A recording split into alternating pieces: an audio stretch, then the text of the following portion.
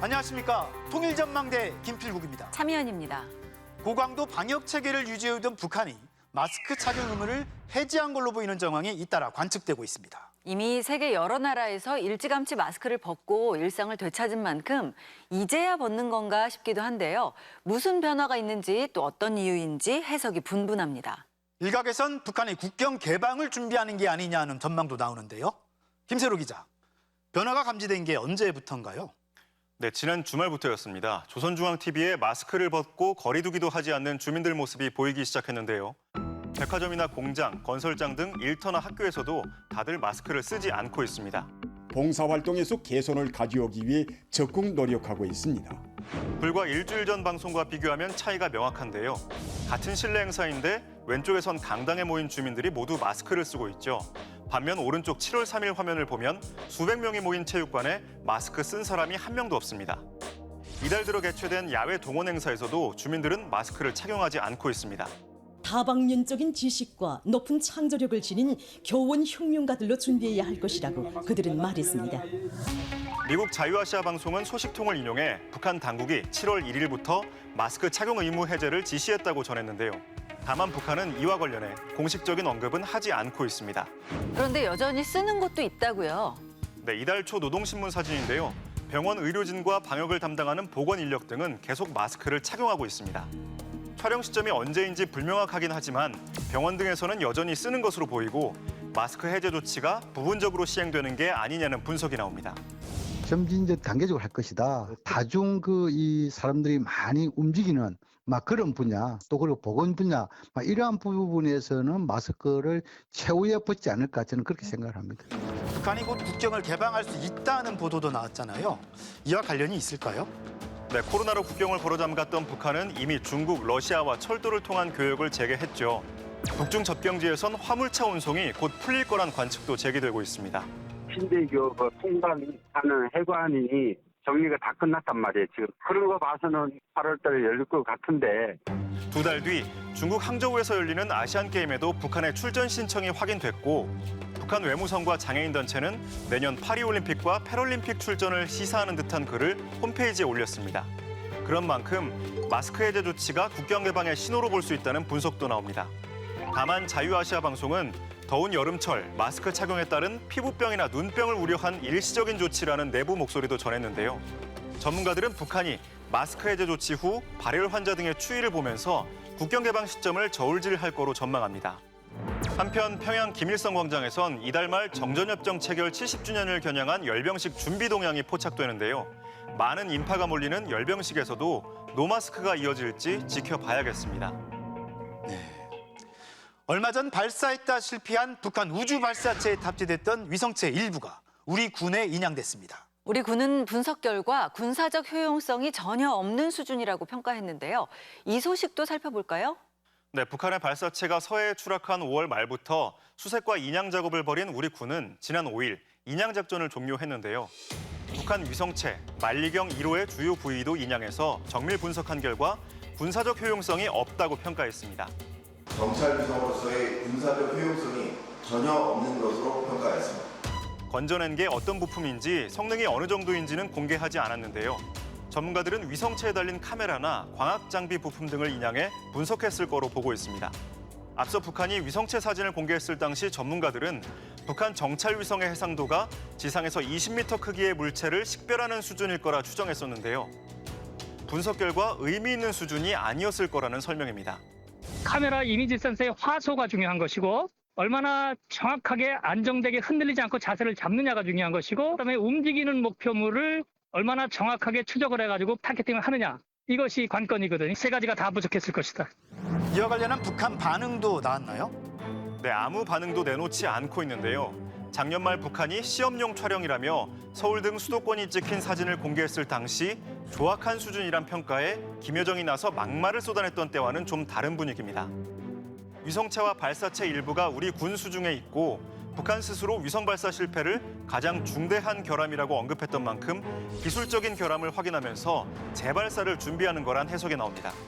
그런데 이런 와중에 북한이 요즘 전쟁 노병을 집중 부각하고 있다고요? 네, 요즘 북한 방송에선 6.25 전쟁과 참전 군인을 조명하는 프로그램이 거의 매일 나오는데요. 최근에는 6.25 당시 북한군 첩보원들의 활동을 조명한 영화도 방영하고 있습니다. 유감스럽지만 전 그날 밤 저런 비행기 조직된 것조차 모르고 있습니다. 이 영화에는 1960년대 탈영에 월북했던 주한미군 3명도 출연했는데요. 원래 1970, 80년대 흑백으로 제작된 20부작인데 디지털로 복원해 지금은 컬러로 재방영하고 있습니다. 북한이 얘기하고 있는 사회주의 진지수호와 연관되어져서 고화국 체제를 위협하려고 하는 외부 스파이를 잡는 영화로 보시면 될 것 같아요. 이처럼 오래된 흑백 영화를 복원해 다시 방영하는 건 최근 반미투쟁을 강조하는 분위기와도 관련이 있는 듯한데요. 전후 세대에게 전쟁 노병의 사상과 희생 정신을 본받아야 한다며 독려하려는 의도도 엿보입니다. 네, 김세로 기자 수고했습니다.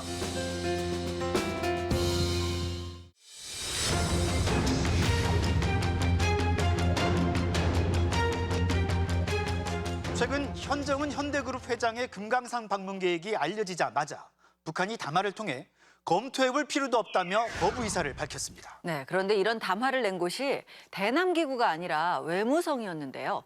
이례적이기도 하지만 따져봐야 할 다른 이유도 있는 듯합니다. 극도로 경색된 남북관계 속에 북한이 외무성을 통해 서둘러 강경한 어조로 거부한 이유는 뭔지 최유찬 기자가 분석했습니다. 지난 6월 27일 현정은 현대그룹 회장은 통일부에 북한 주민 접촉 신고서를 제출했습니다. 오는 8월 고 정몽원 회장 20주기 추모식을 금강산에서 열기 위해 북한과 접촉해보겠다는 취지였습니다. 통상 통일부가 7일 이내에 신고를 수리하고 방북을 희망하는 측이 북한의 초청장을 받아 정부 최종 승인을 받으면 방북이 허용됩니다. 현 회장은 5년 전에도 이런 절차를 거쳐 금강산을 방문했습니다. 올해 한으로는 금강산 관광이 되지 않을까 그렇게 그냥 전망을 하고 있습니다. 그리고 북측에서도 그렇게 기대를 하고 있습니다. 현정은 회장은 보수 진보 정부를 막론하고 그동안 수차례 방북해 김정일 위원장과 독대를 하는가 하면 금강산 등의 대북 사업 운영권을 확인받은 유일한 남측 인사이기도 합니다.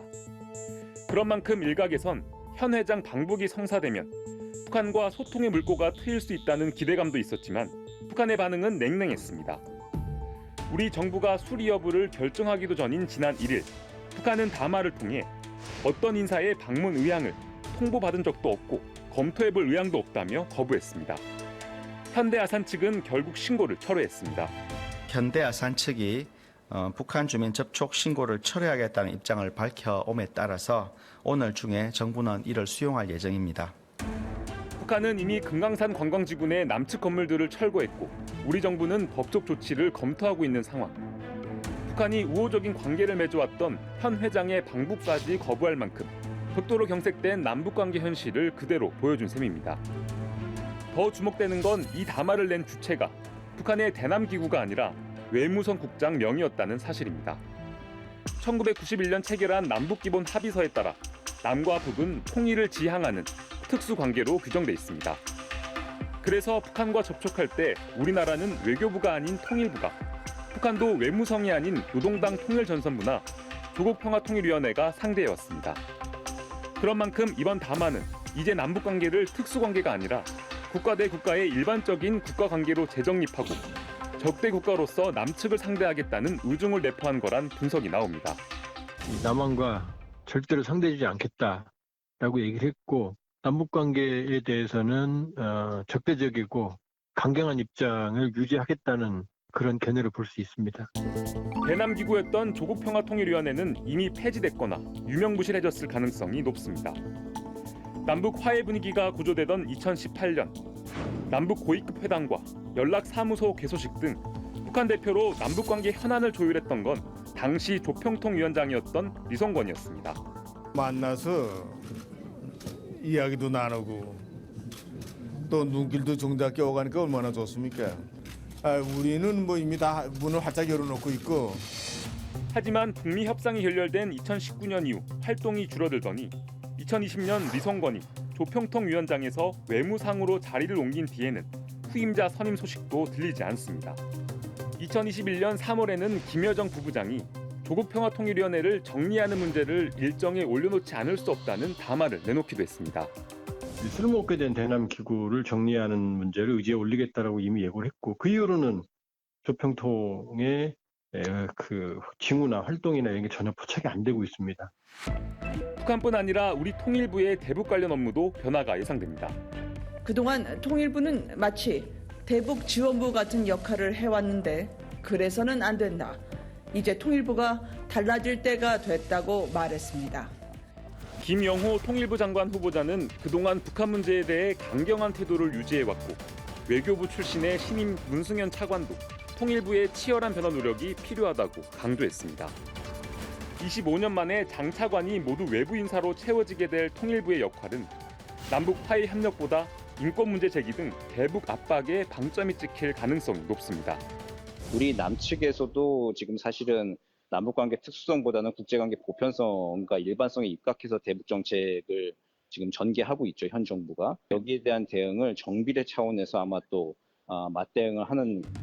전문가들은 남과 북 양측에서 교류와 대화를 담당하던 공식 창구가 모두 막히고 강경 대치가 이어진다면 우발적인 충돌 상황에 대한 통제도 어려워질 수 있다고 우려합니다. 지금은 남북 연락 채널 모두 끊어졌고 그다음에 강대강 국면이 지속되는 지금 남북 양측의 입장이 지속이 되고 있기 때문에 이런 경우에는 사실은 우발적 충돌을 방지할 수 있는 그런 채널이 전혀 없는 상황이거든요. 남측과의 접촉을 전면 배제하겠다고 나선 북한은 최근 중국, 러시아와의 접촉면을 늘리는 한편 일본과의 대화에도 여지를 두며 돌파구를 찾고 있습니다. 북한이 미국으로 가는 채널을 남한이 아니라 중국을 통해서 확보할 수 있는 거고, 일본은 지금 북한에 대해서 뭐 북일 정상회담이나 반개 정상화에 대해서 거의 노골적으로 이제 지금 어필을 좀 하고 있는 상황이기 때문에 북한 입장에서는 지금 미국과 일본과 대화 채널이 있는데 굳이 남한과 대화를 해야 될 실익이 없는 셈이 되는 거죠. 러시아 우크라이나 전쟁이 장기화되고 미중 양국은 갈등과 탐색을 반복하며 한층 복잡해진 정세 속에서 우리나라 또한 평화를 지키며 국익을 챙길 수 있는 길을 찾아야 한다는 목소리가 높습니다. 통일전망대 최유찬입니다.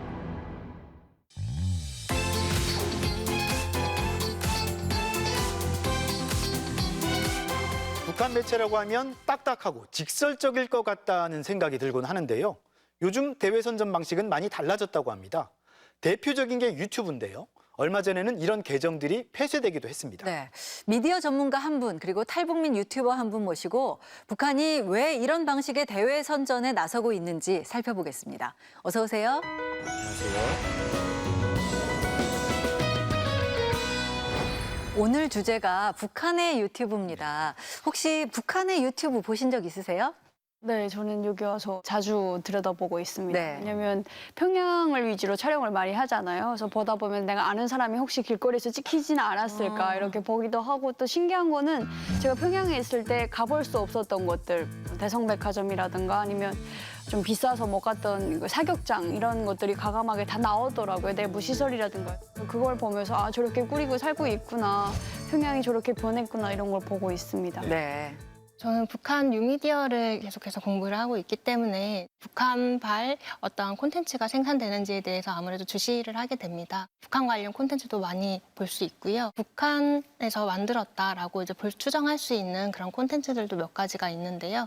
이제 그런 것들을 볼 때면 아무래도 이런 부분은 이제 북한에서는 이제 인트라넷으로 외부의 인터넷이 철저하게 차단되어 있기 때문에 이런 상황에서는 이제 유튜브에 접근해서 보는 것이 좀 어려운 부분이라고 생각합니다. 정작 북한 주민들은 볼 수도 없고 또 존재도 모른다는 유튜브 채널. 지금까지 어떤 영상들을 올렸었는지 잠깐 볼까요? Hi everyone, I'm Yumi from Pyongyang. Now that I see the camera, I feel a little bit nervous. 지난해 6월 개설됐던 채널인데요. 유창한 영어로 자신을 소개하는 유미라는 이름의 북한 여성이 등장합니다. 아이스크림 가게에서 새 아이스크림을 소개하는가 하면 능라 유원지에서 놀이기구 타는 모습을 보여주고 대동강에서 조깅도 합니다. 또 다른 채널인데요. 중국판 유튜브라고 할 수 있는 빌리빌리에도 영상을 올렸다고 하네요. 150여 개의 영상이 올라와 있는데 북한 주민들이 햄버거를 먹거나 미용실에서 머리하는 모습 등을 담았습니다.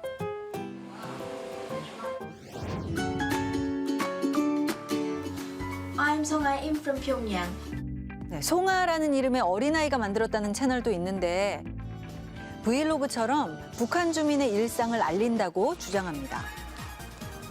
남인희 씨도 요즘 유튜버로 활동 중이시잖아요. 유튜버 입장에서 이런 채널들 보면 어떤 생각이 드십니까? 일반인이 저렇게 하는 게 가능한가요? 북한에서라면 불가능하지 않을까 싶어요. 일반 사람들은 카메라 앞에 나서는 기회가 거의 없거든요, 살면서. 저렇게 카메라 앞에서 정말 자유롭게, 자연스럽게 얘기를 한다는 거는 외국에 나가서 외국 생활을 좀 많이 했다거나 그를 통해서 유튜브라는 것도 알고 있고 브이로그가 뭔지도 알고 있는 사람들이 저런 걸 하고 있지 않나라는 생각이 들고 특히나 또 외국어도 굉장히 잘하세요, 저분들이. My favorite pool in the indoor pool is none other than the wave pool. 그래서 이렇게 외국 생활을 한 사람들을 통해서 이런 영상을 만들어서 북한 정권을 홍보하려는 그런 채널로 유튜브를 활용하고 있는 것 같습니다. 네. 사실 개인이 올린다고 주장은 하지만 결국은 북한 당국이 운영하는 선전 영상이다 이렇게 볼 수도 있을 것 같네요. 네, 맞습니다. 앞서도 잠깐 설명드렸지만 우선은 북한은 외부 인터넷이 철저하게 차단된 자체적으로만 이제 연결된 인트라넷 시스템입니다. 그렇기 때문에 일단 유튜브라는 것을 활용을 할 수가 없고요. 북한 주민이 북한의 내부에 대해서 이렇게 내밀한 모습들을 주기적으로 업로드를 하면서 유튜브에 송출하고 있다는 것 자체가 북한 당국의 개입이 없이는 조금 운영이 불가능한 부분이다라고 볼 수 있습니다. 네. 네, 얼마 전 국정원은 이런 채널이 북한 체제 선전을 위한 거다라면서 차단을 요청했고 방송통신심의위원회는 채널 3곳의 국내 접속을 막았습니다. 네. 그리고 유튜브를 운영하는 구글은 이 채널들을 폐쇄했습니다. 네.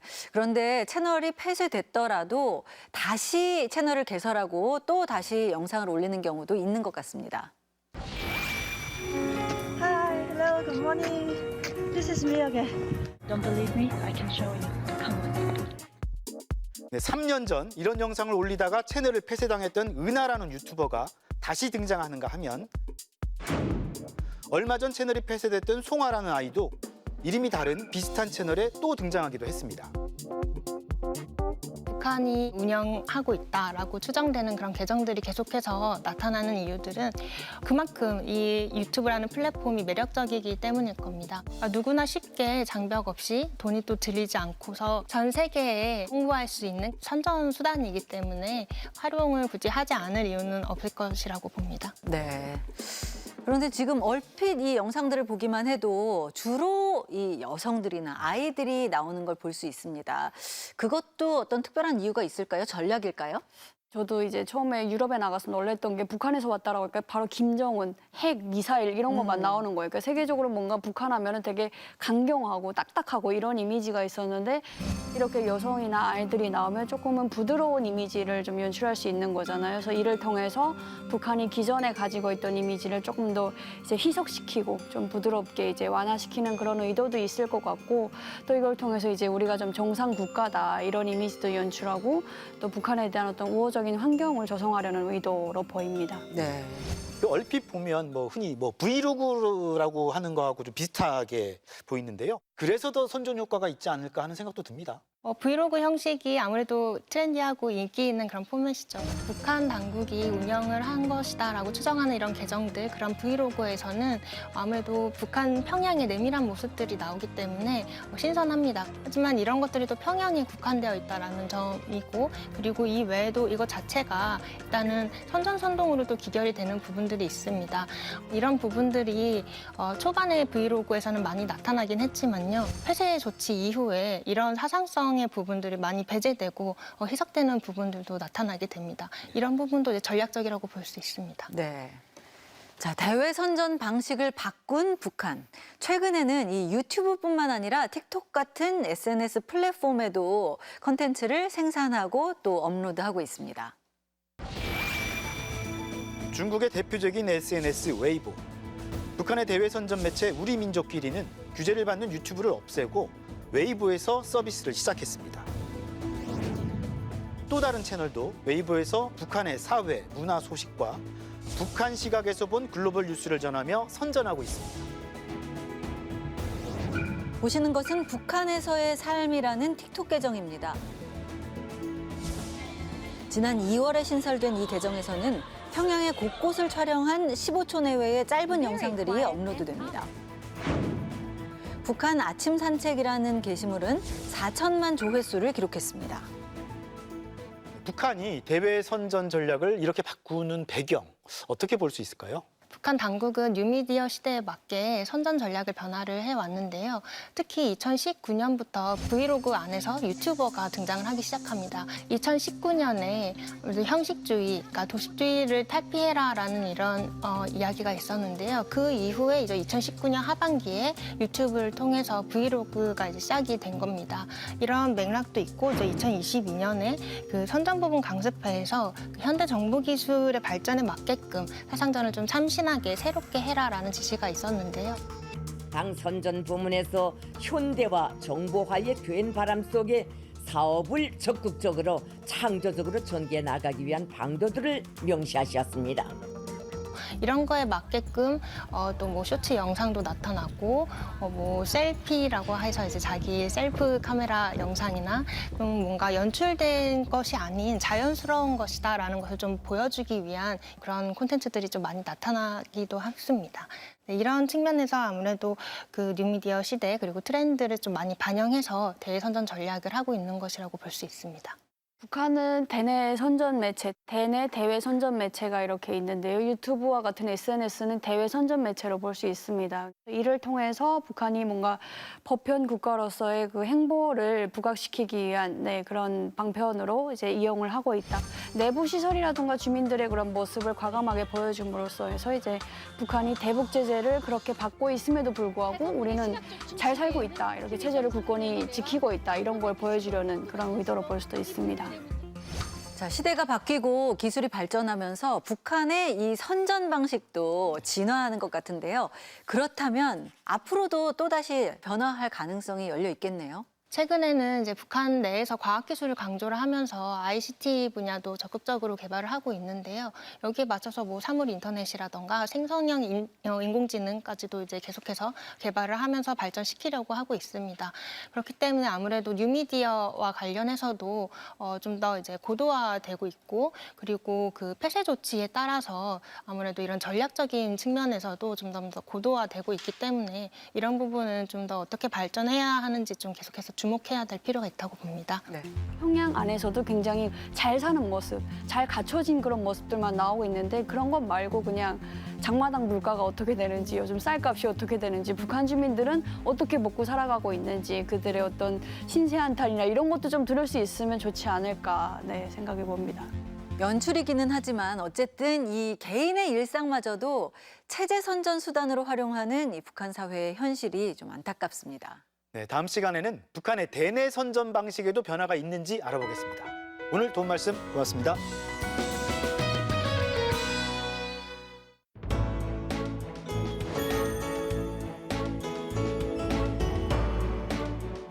국내에서 가장 오래된 최대 연극 축제가 최근 국토 최남단 제주도에서 열렸는데요. 전국의 내로라 하는 극단들이 모여서 19일간 뜨거운 경연을 벌였다고 합니다. 네, 강원도 대표로 출전한 속초의 한 극단은 실향민 치매 노인 이야기를 무대에 올려서 주목을 받았다는데요. 그 현장에 이상현 기자가 찾아가 봤습니다. 22년 만에 제주를 찾았다는 대한민국 연극제. 19일에 걸쳐 제주 곳곳에선 크고 작은 연극 관련 행사들이 줄을 이으며 축제 분위기를 한껏 띄웠고 전국에서 1,500여 명의 연극인들이 찾아와 펼쳐 보인 공연들은 제주의 여름밤을 시원하게 적셨습니다. 전국 16개 시도의 대표 극단들이 참여하는 이 대한민국 연극제는 올해로 벌써 41년째를 맞았는데요. 국내에서 가장 오래된 그리고 최대 규모를 자랑하는 연극제라고 합니다. 각 지역의 대표팀을 뽑아서 전국에 있는 어느 한 곳을 지정을 해놓고 거기에서 본선대회를 치르는 우리 연극계에서는 최대의 축제라고 할 수 있죠. 그 가운데 찾아가 본 한 소극장. 강원도 대표로 출전한 속초의 한 극단이 공연을 앞두고 있었는데요. 한국전쟁 피난민들이 가장 많이 살았던 실향민 도시의 극단답게 그동안 분단과 통일에 대한 이야기를 주로 무대에 올려왔던 팀으로 이번엔 치매를 앓고 있는 실향민의 이야기를 들고 제주를 찾았습니다. 저 또한 통일이라든가 실향민에 대해서 많이 생각을 못했었는데 작품을 통해서 강원도뿐만이 아니라 지금 제주까지 와서 많은 관객분들에게 이런 소재로 연극을 선보이는 것 자체가 조금 뜻깊은 아마 뜻있는 공연이 되지 않나 싶습니다. 금세 꽉 채워진 객석 앞에서 나훈아의 노래 홍시로 연극은 시작됩니다. 홍시가 열리면 우리 엄마가 생각이 난다. 아우 이게 뭐예요? 아버님 제발요. 엄마 왜? 치매를 앓는 황노인을 돌보는 문제를 놓고 대를 이어 순댓집을 하는 아들 내외와 이른바 공시생인 손자, 그리고 애주가인 대학원생 손녀가 한바탕 소동을 벌이는데요. 제가 어렸을 때부터 살았던 그 속초집 옆집에 바로 실향민 할아버지가 사셨거든요. 그때마다 뭔가 늘 뒷모습이 늘 그리움이 남아있고 뭔가 공허한 모습이 그런 잔상들이 지금 이 연극에서 황노인에게 지금 대입돼서 보이지 않나 라는 생각이 듭니다. 그때 들어선 황노인의 친구 김 씨. 연명탱이가 왜 아이들 노망나서 똥칠하냐?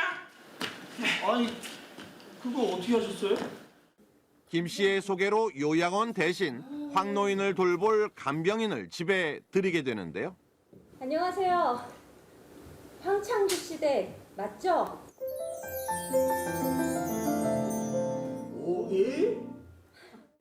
간병인 미옥을 황노인은 13살 동갑내기였던 고향 함경도에서의 첫사랑 오기로 착각했고 오기와의 풋풋했던 추억을 생생하게 떠올리며 70여 년 전의 황창주로 돌아갑니다.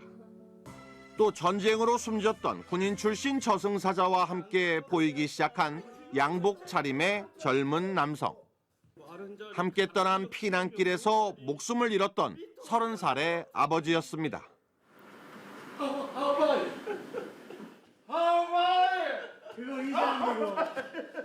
가장 이제 연장자이신 선배님한테 반말을 해야 되고 그리고 아들처럼 대해야 한다는 그런 부담감이 제일 이제 힘들었던 것 같아요. 연기를 준비하면서. 그리고 젊은 나이에 돌아가신 아버지의 역할. 그러면 지금 바라보는 아들의 모습은 내가 어떤 모습으로 바라봐야 할 것인가. 고향과 첫사랑, 그리고 아버지는 치매 노인에게 끝까지 잊혀지지 않는 기억입니다. 네, 노인네가 와 죽는지 아네? 나이 들면 하나둘씩 외로워서, 아니 그리워서 죽지. 그게 사람 말리는 기거든. 피난 내려와 만났던 아내를 포함해 주변 대부분이 이미 저승으로 떠났고 친구 김 씨마저 저승사자와 함께 먼저 보내게 된 실향민 황노인에게 사무친 그리움은 끝까지 삶을 지탱하게 해주는 원동력입니다. 사람이 너무 그리우면 시든대요. 그립다는 거에 사람을 못 살게도 하지만 사람을 살게도 한다. 야, 첫사랑이라는 게 뭐이니? 그냥 그 시절이 그리운 거다. 나한테 오기는 그런 거다. 기억을 잃어가는 치매를 앓고 있지만 그리움이 묻어있는 먼 기억을 되살려내는 80대의 실향민 이야기. 이제 우리 생에 대해서 좀 생각할 점이 있었고 어떻게 살아야 되겠느냐까지 좀 생각하게 되는 그런 연극이었습니다. 잘 봤습니다. 이 이북 실향민 이야기는 한반도 최남단 제주에서 펼쳐진 대한민국 연극제에서 상당한 주목을 받았고요. 항정도 사투리가 대사에서 묻어나오니까 제주도에서 그 항정도 사투리를 듣기가 좀 그렇잖아요. 그런데 이제 공연을 끝나고 나서 이제 많은 분들이 야, 그래도 여기서 항정도 사투리 듣는 게 어려운데 하면서 이런저런 좋은 말씀들 해주셨습니다. 강원에서 제주, 더 나아가 한반도 전역을 관통해낸 메시지로 한여름 연극 축제를 더욱 풍성하게 만들었습니다. 통일전망대 이상현입니다.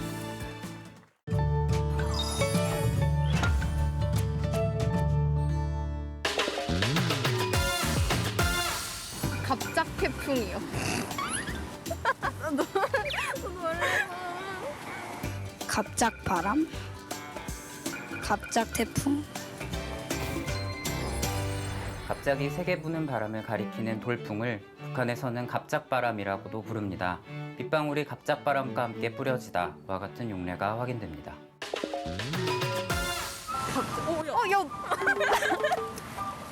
북한 말도 잘 생각해 보면은 다 비슷한 말인 것 같아요. 오, 네, 맞춰서 기분이 좋습니다. 북한 말이 생각보다 친숙하게 느껴졌어요.